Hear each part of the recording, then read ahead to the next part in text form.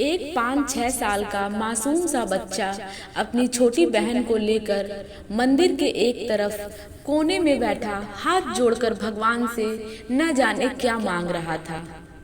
कपड़े में मैल लगा हुआ था मगर निहायत साफ। उसके नन्हे नन्हे से गाल आंसुओं से भीग चुके थे।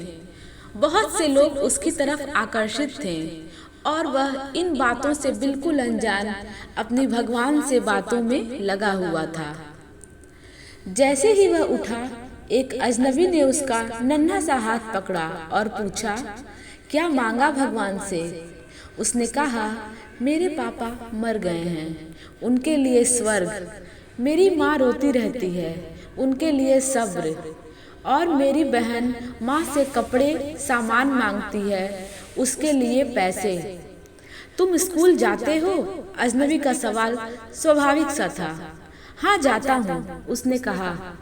किस क्लास में पढ़ते हो? अजनबी ने पूछा। नहीं अंकल, पढ़ने नहीं जाता, माँ चने बना देती है, वह स्कूल के बच्चों को बेचता हूँ। बहुत सारे बच्चे मुझसे चने खरीदते हैं, हमारा यही तो काम धंधा है।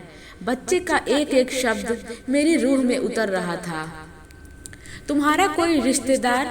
न चाहते हुए भी अजनबी बच्चे से पूछ बैठा। पता नहीं, माँ कहती है कि गरीब का कोई रिश्तेदार नहीं होता। माँ झूठ नहीं बोलती, पर अंकल मुझे लगता है कि मेरी माँ कभी कभी झूठ बोलती है। जब हम खाना खाते हैं हमें देखती रहती है। जब कहता हूँ माँ तुम भी खाओ तो कहती है मैंने खा लिया था।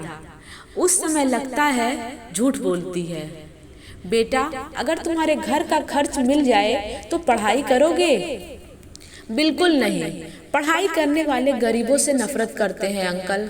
हमें किसी पढ़े हुए ने कभी नहीं पूछा, पास से गुजर जाते हैं। अजनबी हैरान भी था और शर्मिंदा भी।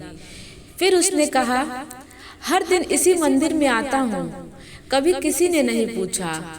यहाँ सब आने वाले मेरे पिताजी को जानते थे, मगर हमें कोई नहीं जानता। बच्चा जोर जोर से रोने लगा। अंकल, जब बाप मर जाता है तो सब अजनबी क्यों हो जाते हैं? मेरे पास इसका कोई जवाब नहीं था।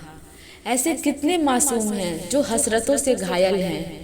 एक कोशिश कीजिए और अपने आसपास ऐसे ज़रूरतमंद बेसहारों को ढूंढिए और उनकी मदद कीजिए। किस उम्र में कमाया जाए, किस उम्र तक पढ़ा जाए, ये शौक नहीं हालात तय करते हैं।